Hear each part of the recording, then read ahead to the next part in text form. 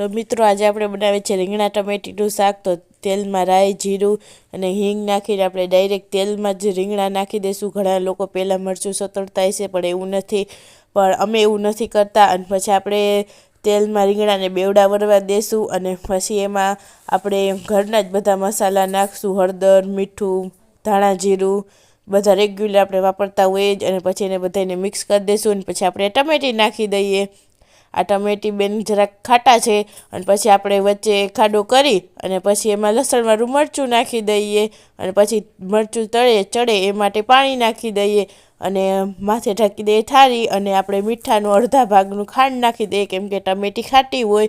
અને બસ પછી હલાવી નાખીએ અને આપણું આ શાક રેડી થઈ ગયું છે, તૈયાર. અને હું હવે ટેસ્ટ કરીને ચાખી જોઉં કે ખરેખર શાક સારું જ બન્યું છે ને. તો ના ખરેખર શાક તો મસ્ત બન્યું. તમે પણ એકવાર જરૂર ટ્રાય કરજો.